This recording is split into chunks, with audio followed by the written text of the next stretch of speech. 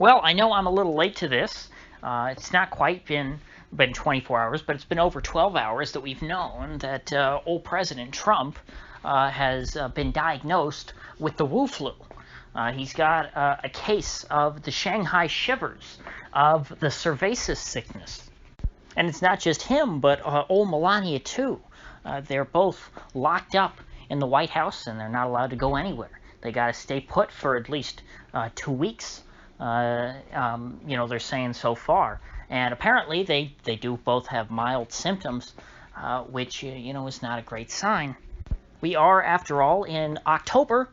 This came, technically on October 2nd, but pretty much on October 1st is when Hope Hicks, it was announced that she had caught the Wu flu and had been in close proximity with old President Trump.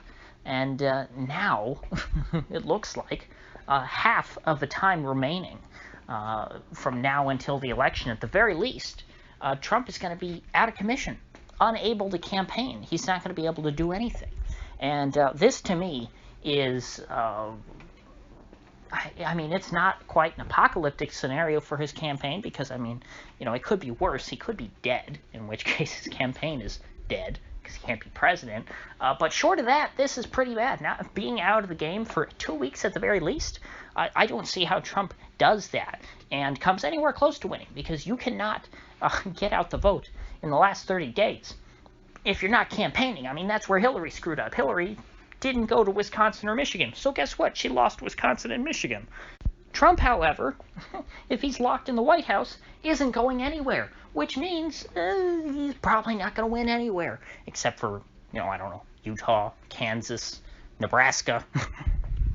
But, people go out and they campaign for a reason. They hold rallies for a reason. You have to energize your base. Yes, people have already made up their minds. I said that going into the last debate. The last debate was not about changing hearts and minds. What the debate should have been was for both candidates to try and hijack the debate and turn it into a campaign rally, to energize their own supporters, to make them want to go out and vote for them and vote harder, as we always derisively say to people who are so, passionate about voting, something that I'm pretty apathetic when it comes to the electoral process.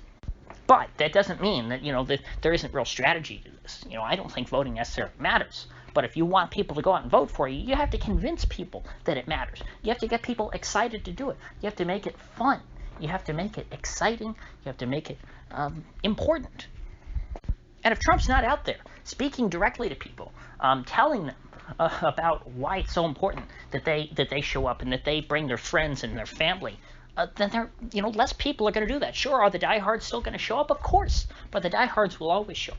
It's a matter of getting marginal voters, people who are kind of on your side but don't really care that much, making them excited enough to go out and actually pull the lever. Even people who don't show up to the rallies are still going to be affected by it. If Trump shows up to some small town in Iowa, people in the town are going to be talking about that all week. It's going to be exciting. I remember in 2016 when, Trump came to my town. That was a pretty big deal.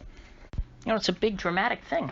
Trump comes in up, on his helicopter or off of his plane, and, and he just sort of waltzes into the arena and waves at everybody outside, or he does a speech at, in some hangar at the airport.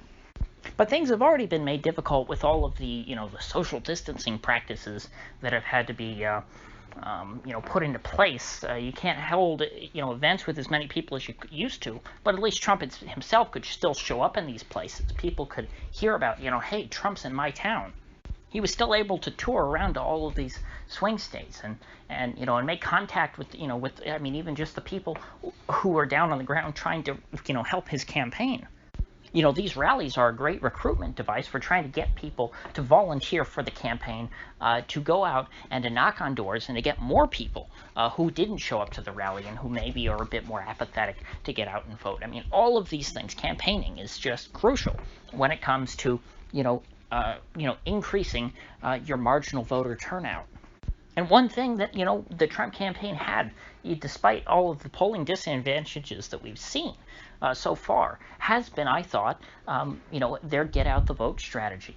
The Biden campaign in so many parts of the country seems to have a pretty thin ground game, and Biden himself is not going around having these massive rallies.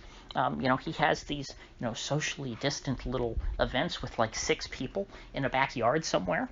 And that to me is never going to be as effective as what Trump's, traditionally done. But if Trump can't do that, if Trump isn't able to go out and hold his big rallies, if he's not able to use those rallies to, bolster his ground game, he loses quite a bit of his edge in that field. And, if you have a great ground game, even if you're losing in the polls, you can make up the difference by making sure that your supporters turn out at a higher rate than your opponents. So I think that, as things stand, Trump had an event today in Florida that got canceled. That's not good. He can't be doing that. He can't be canceling campaign events. If he wants to have any chance in this election, his campaign needs to find a way for him to, as long as he's not keeling over dead, as long as he's not gravely ill, find a way to get him out on the campaign trail.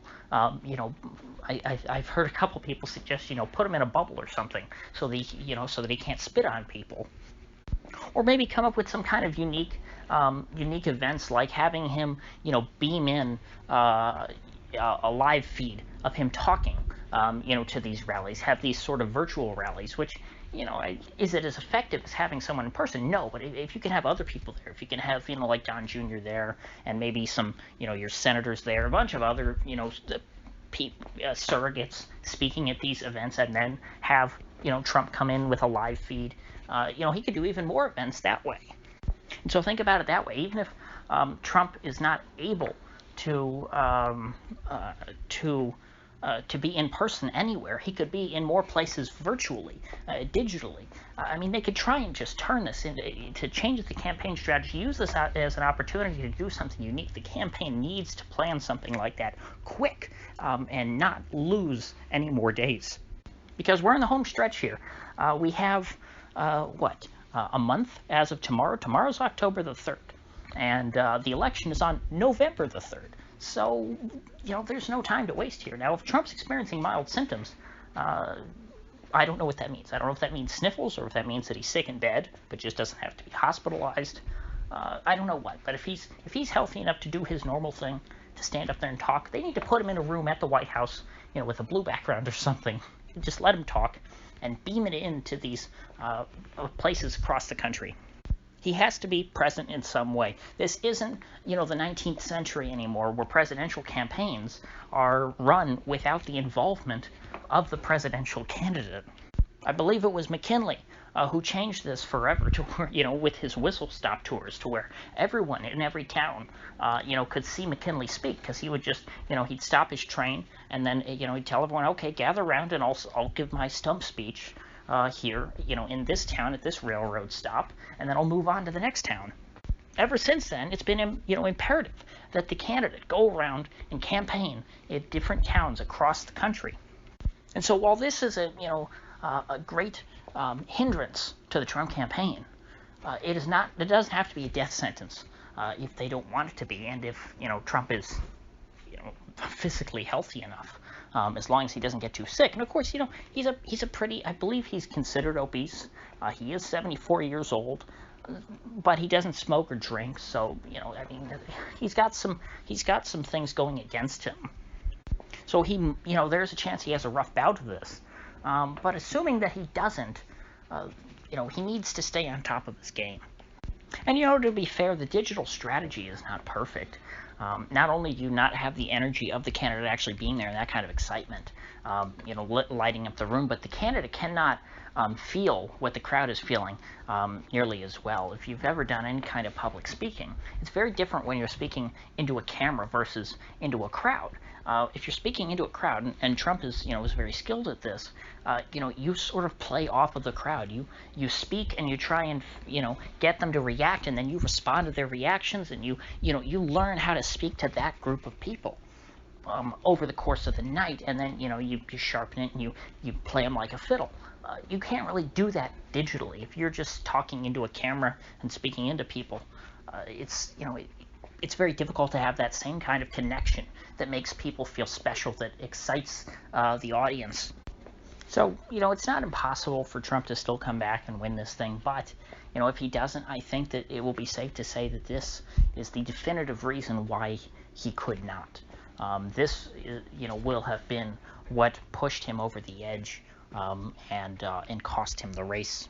So with that said, if you gained anything of value out of this video, I'd appreciate you clicking that like button and sharing this video. If you haven't already, please do subscribe because I do upload every day and I'd hate to have you miss one. So I'll see you folks back here tomorrow.